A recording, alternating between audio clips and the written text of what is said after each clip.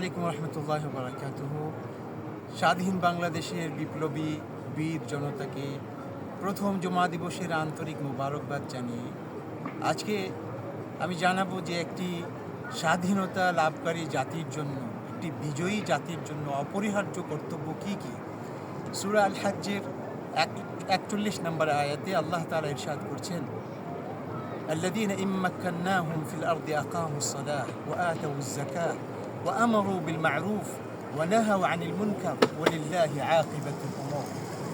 যাদেরকে আমি স্বাধীনতা দান করব, যাদেরকে এই জমিনে আমি ক্ষমতায়ন করব, আল্লাহ তাআলা ইরশাদ করছেন যাদেরকে আমি এই জমিনে ক্ষমতায়ন করব তাদের 4টি মৌলিক কর্মসূচি রয়েছে। 4টি মৌলিক কর্মসূচি, এর মধ্যে প্রথমটি হচ্ছে আকামুস সালাহ, তারা সালাত কায়েম করবে। সালাত কায়েম করা মানে নিজে নিজে অজু করে নামাজ পড়ে ফেলার নাম সালাত কায়েম করা না। রাষ্ট্রায়ত্ত যত প্রতিষ্ঠান রয়েছে আজানের পরে সব বন্ধ হয়ে যাবে, সবাই নামাজ পড়তে চলে যাবে। সকল কলেজ, ইউনিভার্সিটি, স্কুল, মাদ্রাসা আজানের পরে সবাই মসজিদে চলে যাবে। সকল অফিস আদালত আজানের পরে বন্ধ হয়ে যাবে, সবাই মসজিদে চলে যাবে, জামাতের সাথে নামাজ পড়বে। রাষ্ট্রপ্রধানের ইমামতিতে নামাজ পড়া হচ্ছে প্রকৃত অর্থে সালাতকে কায়েম করা। তার অনেক ব্যাখ্যা রয়েছে, সেগুলো ওলামায়ে কেরাম বলবেন। প্রথম কর্মসূচি সালাত কায়েম করা, আর এর মাধ্যমে অর্থনৈতিক দৈন্যদশা দূর হয়ে যাবে। আল্লাহ তাআলা বলছেন, ওয়া'মুর আহলাকা বিস-সালাতি ওয়াসতাবির আলাইহা লা নাসআলুকা রিজকা। তুমি তোমার পরিবার পরিজনকে সালাতের হুকুম দিয়ে দাও আর নিজে সালাতের উপর প্রতিষ্ঠিত থাকো। আমি তোমার কাছে রিজিক বা অর্থবিত্ত কামনা করছি না।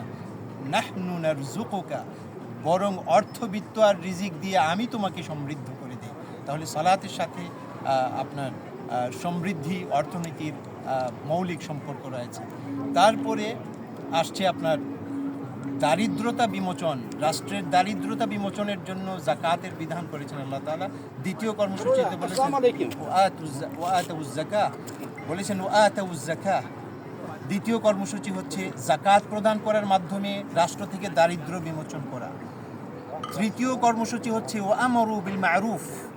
তৃতীয় কর্মসূচি ওয়া'মারু বিল মা'রুফ, অর্থাৎ সৎ কাজের আদেশ দেওয়া। এর অর্থ হচ্ছে আল্লাহর শরীয়ত অনুযায়ী, আল্লাহর বিধান অনুযায়ী রাষ্ট্র পরিচালনা করা। আল্লাহর বিধান অনুযায়ী রাষ্ট্র পরিচালনা করা, এ হচ্ছে ওয়া'মারু বিল মা'রুফ ওয়া নাহাউ আনিল মুনকার।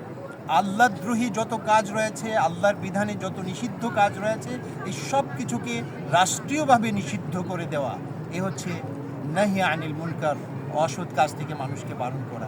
এই 4 কর্মসূচি যদি একত্রিত করা যায় তাহলে একটি জাতির স্বাধীনতা, আল্লাহ প্রদত্ত সার্বভৌমত্ব চিরস্থায়ী হবে।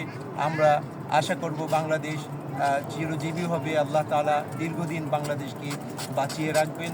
বাংলাদেশের সকল জনতা, সকল নাগরিক সসম্মানে, নিরাপত্তার সাথে, ইজ্জতের সাথে জীবনযাপন করবেন।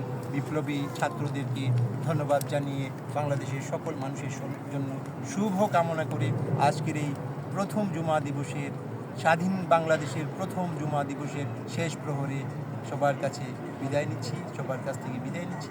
জাযাকুমুল্লাহু খাইরান। আসসালামু আলাইকুম ওয়া রাহমাতুল্লাহি ওয়া বারাকাতুহু।